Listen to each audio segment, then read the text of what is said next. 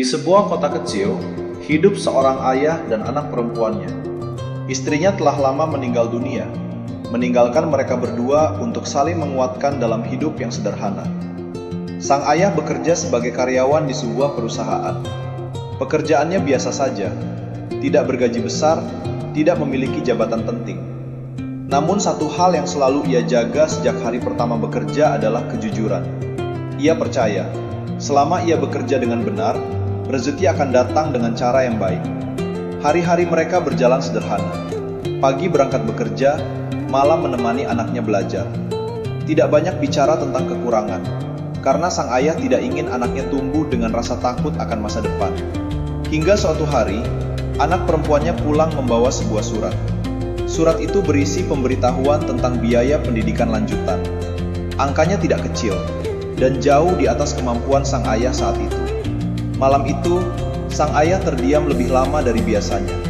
Bukan karena marah, bukan karena kecewa, tetapi karena ia tahu, ia harus mengambil keputusan besar. Ia menghitung tabungan, tidak cukup. Ia mencari pinjaman, tidak mudah. Ia berpikir keras, sementara anaknya tertidur dengan harapan bahwa esok semuanya akan baik-baik saja. Di tempat kerjanya, sang ayah mengetahui satu hal, ada celah. Ada kesempatan untuk mendapatkan uang dengan cara yang tidak sepenuhnya benar. Bukan mencuri secara terang-terangan, bukan kejahatan besar, tetapi cukup untuk menutup biaya sekolah anaknya. Dan tidak ada yang akan tahu. Di titik itu, banyak orang mungkin akan berkata, "Ini demi anakmu. Sekali ini saja." Semua orang juga melakukannya. Namun sang ayah memilih berhenti sejenak. Ia memikirkan wajah anaknya. Bukan hanya tentang sekolahnya, tetapi tentang nilai apa yang sedang ia ajarkan tanpa kata-kata. Ia bertanya pada dirinya sendiri, jika aku mengajarkan kejujuran hari ini, tetapi melanggarnya besok, apa yang sebenarnya aku wariskan? Malam itu, sang ayah memilih jalan yang lebih berat. Ia menolak jalan pintas. Ia memilih tetap bekerja dengan jujur, meski tidak tahu bagaimana masalah ini akan terselesaikan. Hari-hari berikutnya tidak mudah.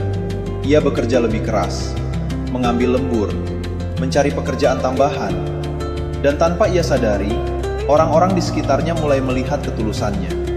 Suatu hari, atasannya memanggilnya, bukan untuk memarahi, tetapi untuk menyampaikan sesuatu yang tidak pernah ia duga. Perusahaan membuka bantuan pendidikan bagi keluarga karyawan yang memiliki prestasi dan integritas baik.